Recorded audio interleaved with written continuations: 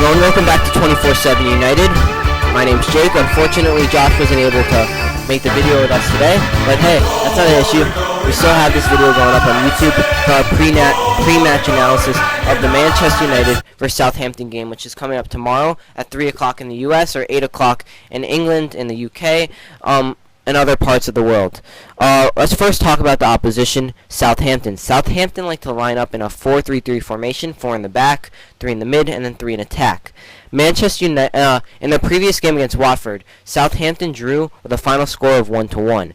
Southampton not only drew, but they really controlled the game and they deserved to win. They had most of the possession, and they played really well for the first game of the season. So let's talk about the big threats on Southampton. The big threats on Southampton are literally their 3 strikers, or the 3 up top. And those 3 are Shane Long on the left. Then you have Nathan Redmond, the newly acquired striker from Crystal Palace, who played as a winger, but he was turned striker for Southampton. And then you have behind them as a number 10, you have Tadic. Let's start with Shane Long. Shane Long is going to be playing as the left striker for Southampton. He has a tendency to run behind the center backs and get a through ball and then be on goal one-on-one with the goalie, sometimes convert it and score a goal. So our center backs, Bailly and Blind, who I think are going to start, need to watch out for Shane Long's runs, because if he does get behind them and a through ball is given, it will be bad for Manchester United. Let's go to Redmond. Redmond was acquired from Norwich City. For Norwich City, he played as a winger. However, in his first game for Southampton, many people saw him starting as one of the 2 strikers. And people questioned, why is he starting as a striker? Well, all their questions went away because he put in a brilliant performance as the striker. He scored a goal, but he also had 2 other opportunities that he could have scored, and he really could have had 3 goals in the whole match. He played really well. He had many shots on goal. He was very active, and he did a very good job as a striker. So Manchester United really need to worry and prepare and watch out for this guy, because many people are starting to believe that this guy, Nathan Redmond, could have a good long future with Southampton as a striker, just on his first performance of the season. But the main guy in Southampton that Manchester United needs to worry out about is Tadic. Tadic is playing as a number 10. He's playing behind Shane Long and Nathan Redmond. As I said earlier, Southampton in the previous game against Watford controlled the game and had most of the possession. And the reason why was because of Tadic. Tadic played a great game. He played amazing. He created opportunities for himself, but he also created opportunities for his teammates, and he just controlled the game and made sure that Southampton had all the possession. So with that being said, our center defensive mid, whoever it is, whether it's Fellaini, Carrick, or Schneiderlin, they need to be on Tadic, not let him control the game and not let him get the ball a lot, because if they do, he will give opportunities for Shane Long and Redmond, and we don't want that to happen, and we don't want to have him control the game. So our center defensive mids need to be on this guy, because if they're not, it could be a long day for Manchester United.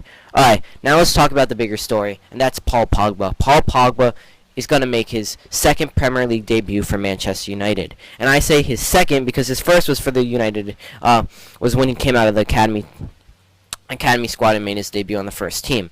But now, he went, as you know, he went to Juventus, and we acquired him back for a world record fee, and he's making his debut tomorrow. In fact, Jose Mourinho announced in the pre-match press conference earlier today, a couple hours ago, that Paul Pogba would play. He didn't say whether he would start, but he said that Paul Pogba will be making his debut tomorrow.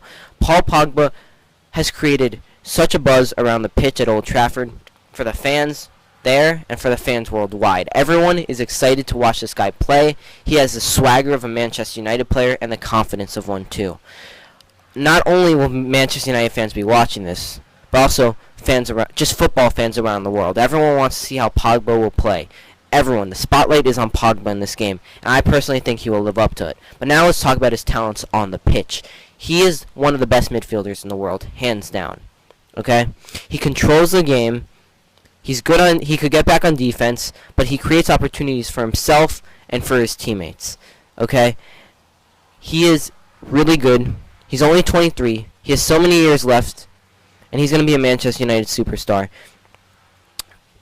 by what he has right now. He has much more talent left. He's young. He's a young kid. He has a lot left. So he's going to do so much for Manchester United, not only for this year, for many years to come. Which is why so many United fans around the world are so excited to see this guy make his Premier League debut tomorrow.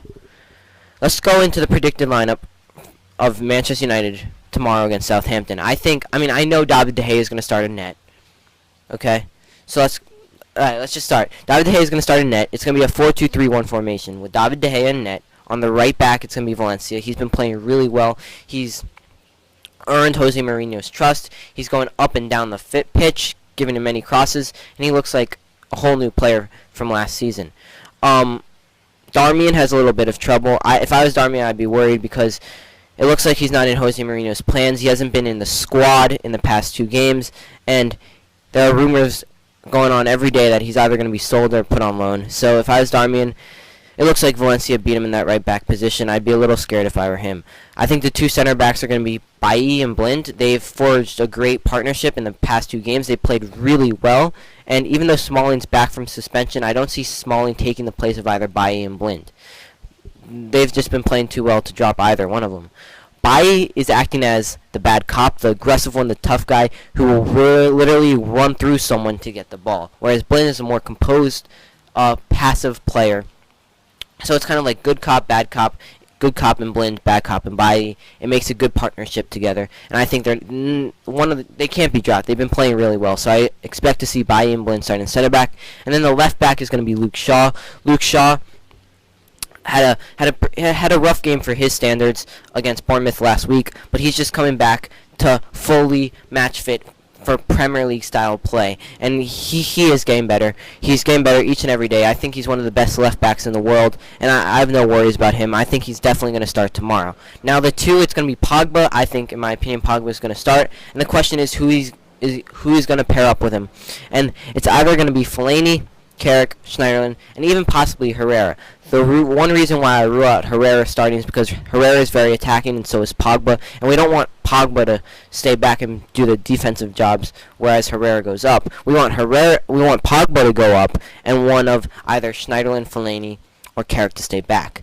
So for that reason, I think it's either Fellaini, Carrick, or Schneiderlin, and I'm picking Schneiderlin as the guy that's going to pair up with Paul Pogba. They're both French. They both speak French, obviously, and they've played together on the French national team. But also, Schneiderlin is willing to stay back and do the dirty work to stop the offensive attacks of Southampton and to just feed off the ball to Pogba and let him do the rest. So for that reason, I think Schneiderlin's going to start alongside of Paul Pogba. Now let's go with the three other midfielders. On the wing, it's going to be Anthony Martial. In the number 10 position, I think it's going to be Wayne Rooney. And on the right, here's where it gets difficult. Juan Mata put in a great performance last week, and you don't really want to drop him, but I wouldn't drop him, but I think Jose Mourinho will drop him in favor of Henrik Mkhitaryan.